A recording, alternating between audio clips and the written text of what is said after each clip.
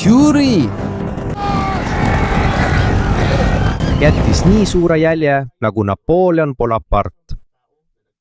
Mõne jaoks oli Napoleon kangelane ja sõjageenius. Teiste jaoks oli ta ohtlik juht, kes põhjustas miljonite inimeste surma üle kogu Euroopa. Kuid on üks asi, milles kõik on ühel meelel.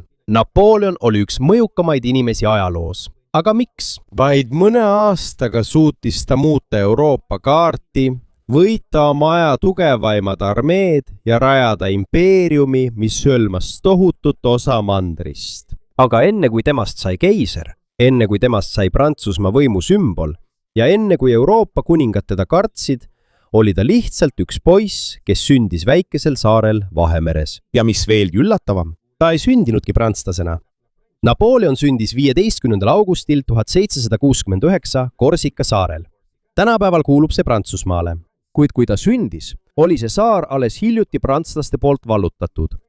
Enne Prantsusmaa tulekut oli Korsika kaua aega võidelnud oma iseseisvuse eest. Paljud korsiklased olid Prantsuse sõdurite tuleku vastu ja kaitsesid visalt oma maad.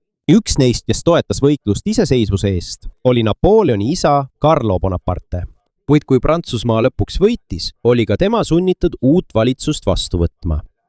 Siit hakkas Bonaparte perekonna saatus muutuma. Kuigi nad polnud rikkad, kuulusid nad väikese hulga kohalike perede sekka, kellel oli Korsikal veidi mõjuvõimu. Tänu sellele avanes noorel Napoleonil võimalus õppida Prantsusmaa kontrolli all olevates koolides, kuid tema elu õpilasena polnud sugugi lihtne.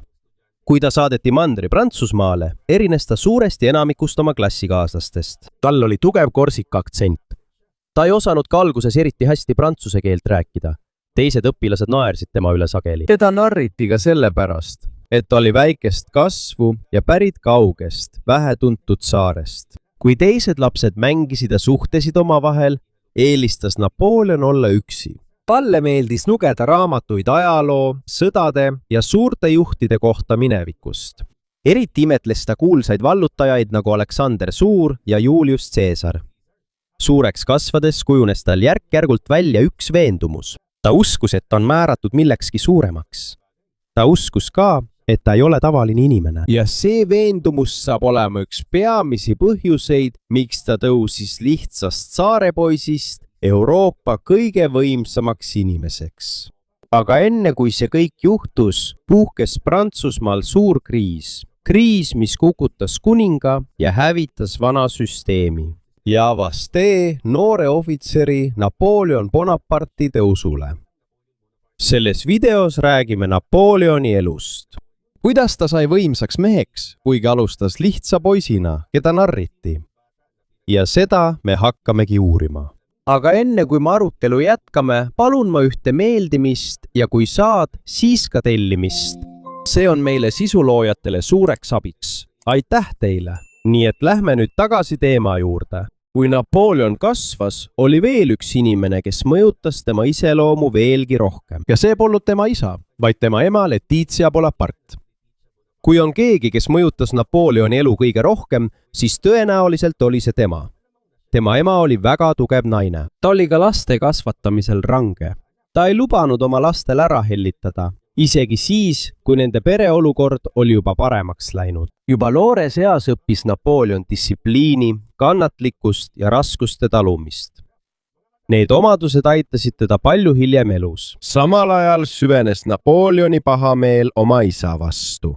Tema arvates andis tema isa alla Korsika vabadusvõitluses ja eelistas liituda uute Prantsuse juhtidega. Tegelikult oli just uute Prantsuse juhtide tõttu Napoleonil võimalus õppida. Aga noore patrioodina Korsikal ei näinud ta seda kohe. Tema jaoks olid tõelised kangelased need inimesed, kes võitlesid oma maa eest, mitte need inimesed, kes järgnesid uuele valitsusele. Kui ta noorukiani jõudis, saadeti ta Prantsusmaale sõjakooli õppima. Siin algas üks tema elu kõige raskemaid perioode. Kujuta ette, et oled laps, kes tuleb väikeselt saarelt. Äkitselt pannakse sind kooli, mis on täis rikaste perede lapsi. Peaaegu kõik su klassikaaslased on sinust jõukamad. Nad räägivad paremini prantsuse keelt ja on prantsuse kultuuriga rohkem harjunud. Just sellist kogemust sai ka Napoleon.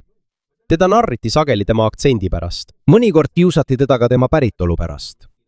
Ta ei saanud ka teiste õpilastega hästi läbi. Selle tõttu muutus ta veelgi vaiksemaks. Selle asemel, et mängida või juttu ajada, luges ta sagedamini raamatuid. Talle meeldis väga ajalugu õppida. Talle meeldis lugeda ka suurtest kindralitest ja kuulsatest minevikusõdadest. Tasapisi hakkas tema peas kujunema suur unistus. Ta ei tahtnud jääda lihtsalt tavaliseks sõduriks. Ta tahtis endale nime teha. Ta tahtis saada tähtsaks inimeseks ajaloos. Kui ta jõudis teismeikka, astus ta täielikult sõjaväelisse väljaõppesse. Siin õppis ta kasutama suurtükiväge ehk suuri kahureid, mis olid tol ajal ühed tähtsaimad relvad. Kui paljud ohvitserid keskendusid rohkem traditsioonilistele võitlusviisidele, siis Napoleon uuris tõsiselt, kuidas kasutada suurtükiväge lahinguväljal tõhusamalt. Kuigi ta polnud siis veel kuulus, hakati teda juba tundma kui nutikat ohvitseri. Kuid oli üks suur probleem. Tema edutamine oli aeglane. Tollases Prantsusmaal polnud ainult andest küllalt. Väga olulised olid ka perekond, sidemed ja raha, ja Napoleonil polnud neist midagi. Nii et kuigi ta oli töökas ja osav oma töös, ei tulnud kaua oodatud edu kohe. Oli palju hetki, kus tundus, et tema elus ei juhtu midagi. Ta oli justkui paigal. Tal olid unistused ja võimed, aga suuri võimalusi polnud. Ta ei teadnud veel, et vaid mõne aasta pärast muutub kogu Prantsusmaa täielikult. Ja kui see juhtub, muutub ka tema elu. Sest samal ajal, kui Napoleon ootas oma võimalust, süvenes kriis Prantsusmaal järjest enam. Valitsuse võlg kasvas, tavaliste kodanike viha suurenes. Paljud inimesed kannatasid, samal ajal kui aadlikud ja rikkad elasid endiselt luksuslikku elu. Erinevates linnades hakkasid kostma üleskutsed muutusteks. Ja kui saabus 14. juuli 1789, puhkes kodanike viha. Tuhanded inimesed kogunesid Pariisis. Nad tormasid Bastilli, kindusesse ja vanglasse, mis oli saanud kuninga võimu sümboliks. See sündmus sai üheks tähtsaimaks hetkeks Prantsusmaa ajaloos. Sest sellest päevast alates algas Prantsuse revolutsioon.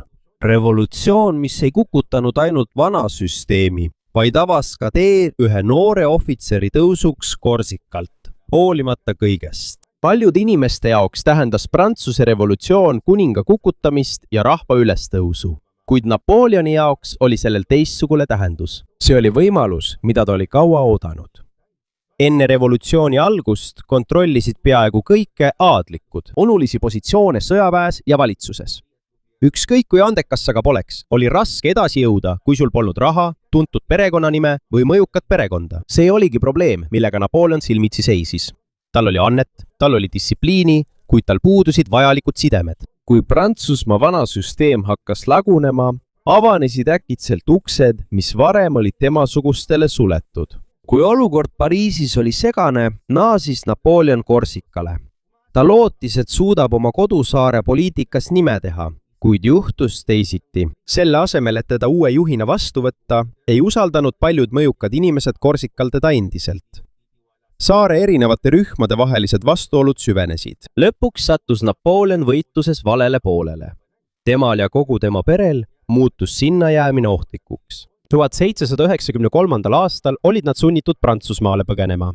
See oli Napoleoni elus oluline sündmus, sest pärast seda hakkas ta järk-järgult loobuma oma endisest identiteedist kui Korsika natsionalistist. Nüüd keskendus ta rohkem oma tulevikule Prantsusmaal ja just seal hakkab tema tõeline tõus. Kui ta Prantsusmaale jõudis, oli riik endiselt segaduses. Erinevates kohtades toimusid ülestõusud. Oli vaenlasi seespool, oli ka vaenlasi väljaspool riiki. Üks suurimaid probleeme tol ajal oli Touloni linn Lõuna-Prantsusmaal. Toulon oli tähtis, sest see oli Prantsuse mereväe suur sadam. Kui see kaotatakse, on see suur oht riigi julgeolekule. Sel ajal tõusid mõned linnaelanikud üles ja neid toetas Briti kuninglik merevägi. Seetõttu muutus olukord veelgi keerulisemaks. See polnud enam lihtsalt mäss. Sellest sai ka võitlus ühe maailma võimsaima mereväe vastu.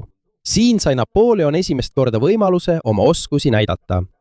Tol ajal oli ta vaid noor suurtükiväe ohvitser. Ta polnud veel kuulus. Ta polnud veel kogu Prantsusmaal tuntud, kuid ta märkas kiiresti vastase olulist nõrkust. Selle asemel, et kogu linna otse rünnata, soovitas ta võtta kontrolli alla strateegilised positsioonid, kust oleks võimalik Briti laevu tabada. Plaan oli lihtne. kui laevad oleksid sunnitud taanduma, oleks linna kaitsmine palju raskem. Ja just nii juhtuski. Pärast ägedat lahingut 17. detsembril 1773 saavutasid Prantsuse väed edu. Britid olid sunnitud taanduma. Prantsusmaa sai linna tagasi. Ja esimest korda märkas kogu riik Napoleon Bonaparte'i nime, kes oli varem peaaegu tundmatu ohvitser. Ta edutati kiiresti brigaadikindraliks, kuid tema tõus ei lõppenud sellega. Peaaegu 2 aastat hiljem pandi tema oskused taas proovile. Pariisis olid rühmad, kes olid uue valitsuse vastu. Valitsus kartis, et nad võivad pealinna üle kontrolli kaotada. Seetõttu otsisid nad ohvitseri, kes oleks valmis kiiresti ja kõhklematult tegutsema. Nad valisid Napoleoni. Kui protestijad hakkasid liikuma võimukeskuse poole, korraldas Napoleon kiiresti kaitse. Ta kasutas suurtükiväge viisil, mida linnalahingutes harva nähti.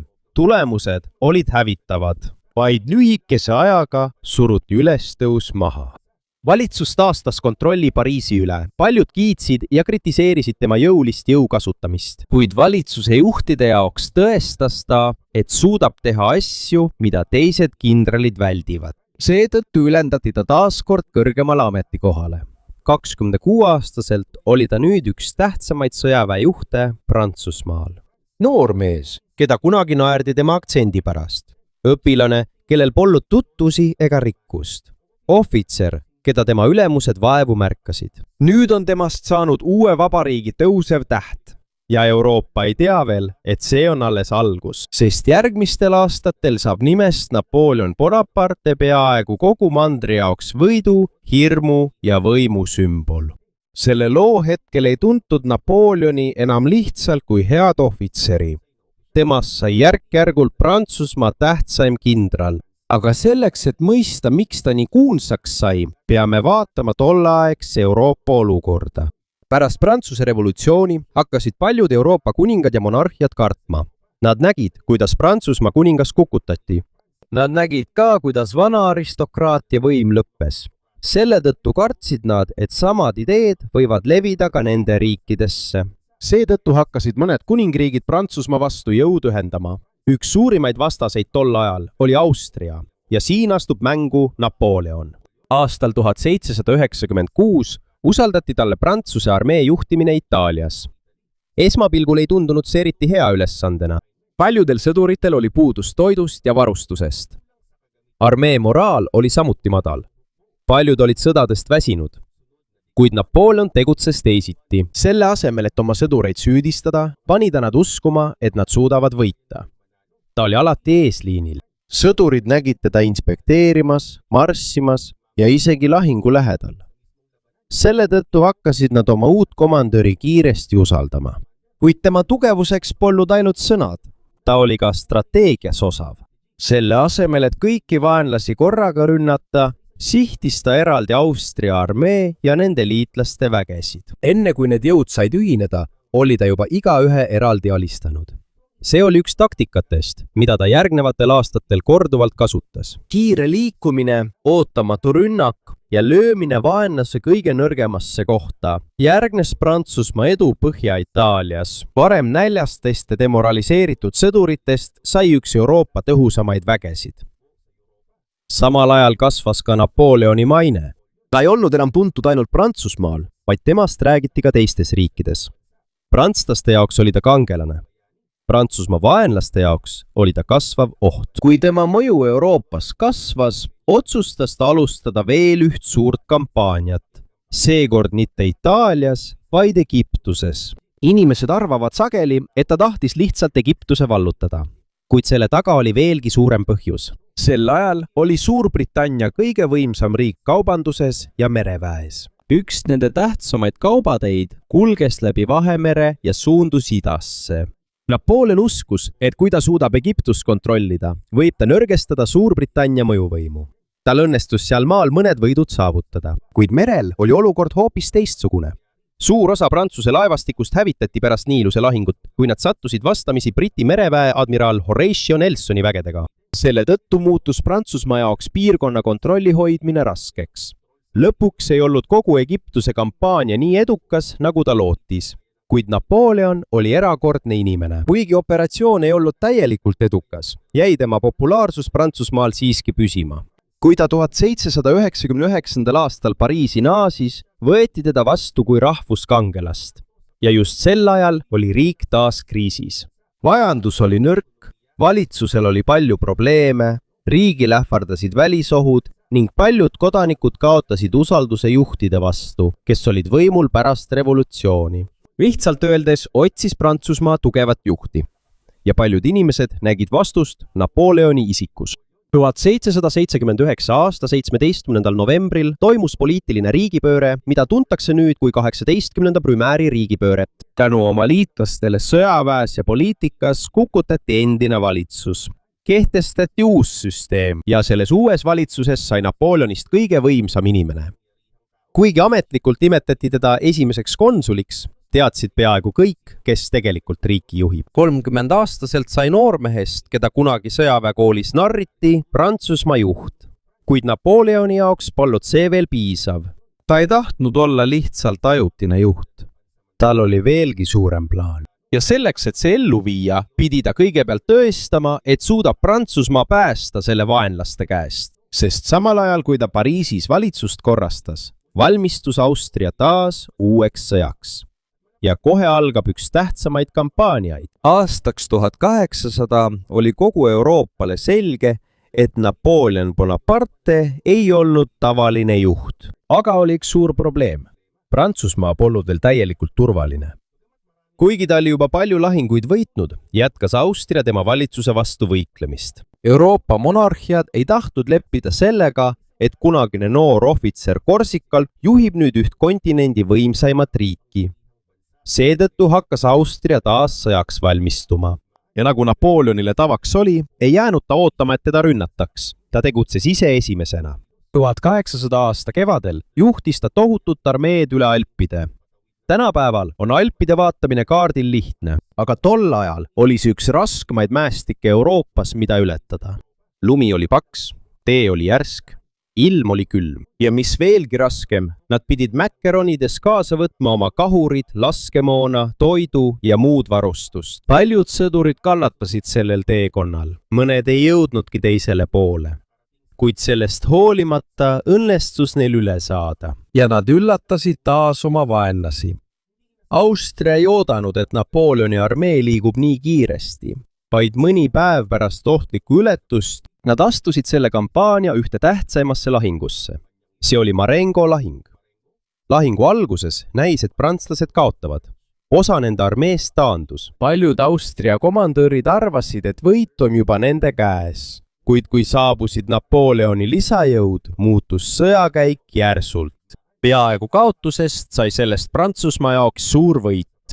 Pärast seda kampaaniat oli Austria sunnitud taas rahulepingule alla kirjutama. Veel üks suur takistus eemaldati Napoleoni teelt.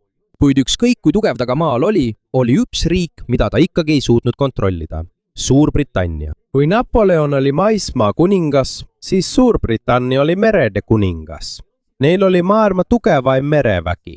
Nad kontrollisid olulisi kaubateid ja nende ülemaailmsest impeeriumist saadav rikkus oli tohutu. Napoleon teadis, et seni kuni Suurbritannia jääb tugevaks, ei saa tema ülemvõim Euroopas kunagi täielikuks. Seetõttu hakkas ta kavandama midagi peaaegu võimatut. Sissetungi otse Inglismaale. Ta kogus vägesid, kavandas operatsioone ja valmistus võimalikuks ületamiseks üle Inglise kanali. Kuid see ei teostunud. Kui ta oli hõivatud uute sõdadega Euroopas, tabas Prantsusmaad veel üks suur tagasilöök. 21. oktoobril 1805 toimus Trafalgari lahing. Siin hävitati peaaegu täielikult Prantsusmaa ja Hispaania ühendatud merevägi, kes võitles Suurbritannia kuningliku mereväe vastu admiral Horatio Nelsoni juhtimisel. See sündmus oli väga oluline. Pärast Trafalgari lahingut kadus Napoleoni lootus Inglismaad vallutada peaaegu täielikult. Sellest ajast alates sai selgeks, et ta ei suuda merd kontrollida nii, nagu ta kontrollib maismaad. Kuid samal ajal, kui tal oli probleeme merel, muutus ta Prantsusmaal järjest võimsamaks. 2. detsembril 1804 toimus üks tema elu kuulsamaid hetki. Ta krooniti ametlikult Prantsusmaa keisriks. Oluline on meeles pidada, et vaid mõned aastad varem pukutas Prantsuse revolutsioon monarhia. nüüd oli neil uus keiser. Kuid oli üks suur erinevus. Traditsioonilisel kroonimisel asetab krooni kuninga pähe kirit või mõni teine mõjukas isik. Napoleoni puhul juhtus aga teisiti. Külaliste ja ametnike ees pani ta ise krooni oma pähe. Paljude jaoks oli sõnum selge. Keegi ei andnud talle võimu. Ta võttis selle ise. Vaid aasta hiljem seisab ta silmitsi oma karjääri suurima proovikiviga. Austria ja Venemaa ühendasid jõud, et lõpetada tema laienemine Euroopas.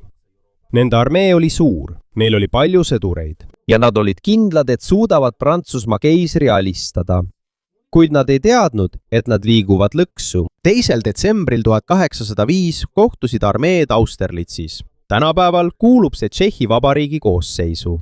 See on lahing, mida sageli nimetatakse Napoleoni suurimaks võiduks. Selle asemel, et näidata kogu oma jõudu, lasi ta meelega mõnel oma armee osal mürgana paista. Vaenlased uskusid seda. Ja kui nad ründasid osa, mida nad pidasid nõrgaks, viis Napoleon siis ellu oma tõelise plaani. Ta lõi nende rinde keskossa. Austria ja Venemaa armee jagunes 2. Nende koordineeritus lagunes ja enne päeva lõppu oli tulemus juba selge. See oli Prantsusmaa jaoks järjekordne suur võit. Pärast Austerlitzi ei suutnud peaaegu keegi Napoleonile selles maailmajagu vastu seista. Järgmised riigid olid sunnitud tema mõjuvõimule alluma. Järgmine armee ebaõnnestus samuti teda peatada püüdes. Vaid mõne aastaga sai endisest Korsika poisist peaaegu kogu Euroopa kõige võimsam mees. Kuid kui tema impeerium kasvas, jäi üks riik siiski tema tahtele allumata. Ja see riik oli Venemaa. Järgmine peatükk tema elus ei räägi enam tipputõusmisest, vaid sellest, kui kiiresti võib kukkuda. Üks inimene näis olevat võitmatu. Kuid nagu paljude võimsate impeeriumide puhul ajaloos, ei alanud Napoleoni langus vaid ühe lahinguga. See algas ühe otsusega. Otsusega, mis põhines valel hinnangul. Ja see otsus oli Venemaa ründamine. Venemaa. 1812. aastaks kontrollis või mõjutas Napoleon juba suurt osa Euroopast. Ta oli võitnud paljusid kuningaid, paljud riigid olid sunnitud tema tahtmisele alluma. Kuid oli üks suur võim, mis jätkuvalt tema mõjule vastu seisis. Venemaa impeerium. Tsaar Aleksander Esimese juhtimisel ei allunud Venemaa Napoleoni soovitud reeglitele, mille eesmärk oli Suurbritanniat nõrgestada. Selle tõttu otsustas ta läbi viia oma kogu karjääri suurima sõjakampaania. 24. juunil 1812 ületas Napoleoni tohutu armee Nemunase jõe ja sisenes Venemaa territooriumile. Ajaloolaste sõnul osales selles kampaanias üle 500 000 sõduri erinevatest Euroopa piirkondadest. See oli üks suurimaid armeesid, mida Euroopa tol ajal näinud oli. Alguses lootis Napoleon, et toimub suur lahing ja ta suudab Venemaa kiiresti alistuma sundida. Kuid venelastel olid teised plaanid. Venemaal, selle asemel, et prantslastele kohe vastu astuda, taganesid nad pidevalt sügavamale oma territooriumile. Taganedes hävitasid nad toiduvarud, laod, sillad ja muud asjad, mida vaenlane oleks võinud kasutada. Seda nimetatakse põletatud maa taktikaks. Eesmärk oli lihtne. Kui Napoleoni armee ei leia toitu ega varustust, lõrgeneb see järk-järgult, mida sügavamale Venemaale nad liiguvad. Ja just nii juhtuski. Mida pikemaks nende teekond venis, seda raskem oli neil toitu ja varustust kaasas kanda. Haigete arv kasvas, samuti surmade arv. Kuigi suur lahing toimus Borodinos 12. septembril, ei toonud see Napoleoni loodetud selget võitu. See oli üks verisemaid lahinguid kogu Napoleoni sõdade jooksul. Mõlemal poolel hukkus ühe päevaga tuhandeid sõdureid. Mõne päeva pärast jõudis Napoleoni armee Moskvasse. Kuid tekkis veel üks probleem. Linnas polnud peaaegu ühtegi inimest. Enamik elanikke oli linna juba maha jätnud. Ja lühikese aja jooksul neelas tuli suure osa Moskvast. Siiani vaidlevad ajaloolased nende tulekahjude täpse põhjuse üle. Nüüd oli ta juba Venemaa südames, kuid ta ei saanud rahu. Polnud ka alistumist. Polnud ka selget võitu. Kui ilmad külmenesid, oli ta sunnitud taanduma. Ja siin algas tõeline tragöödia. Tema armee seisis silmitsi mitte ainult vaenlase, vaid ka nälja, haiguste, väsimuse ja karmi külmaga. Paljudel sõduritel polnud piisavalt talveriideid. Paljud hobused surid. Üksused jäid ilma toiduta. Taganedes tagasi Euroopasse, jälitasid neid pidevalt Vene väed. kui kampaania lõppes, jõudis tagasi vaid väike osa algsest armeest. endine näiliselt võitmatu keiser koges oma elu suurimat kaotust ja kogu Euroopa tundis seda kohe. kui tema vaenlased said teada, et Prantsusmaa on nõrgenenud, hakkasid nad jõudu ühendama. Suurbritannia, Austria, Preisimaa, Venemaa ja teised riigid. Nad ühinesid, et lõpetada Napoleoni valitsemine. 1813 aastal toimus Leipzigi lahing praeguses Saksamaal. Seda nimetatakse sageli rahvaste lahinguks, kuna selles osales palju riike. Siin sai Napoleon veel ühe ränga kaotuse osaliseks. Pärast seda varises tema impeerium kiiresti kokku. Endised liitlased pöördusid ükshaaval tema vastu. Territooriumid, mida ta kunagi kontrollis, hakkasid üksteise järel lahku lööma. Ja lõpuks jõudsid vaenlaste väed Prantsusmaale endale. 1814 aasta aprillis oli ta sunnitud keisri kohalt tagasi astuma. tema valitsemine sai läbi. Või nii arvasid kõik. Ta saadeti Vahemere väikesesse Elba saarele. Seal pidi ta elama endise juhina, kellel pole enam võimu.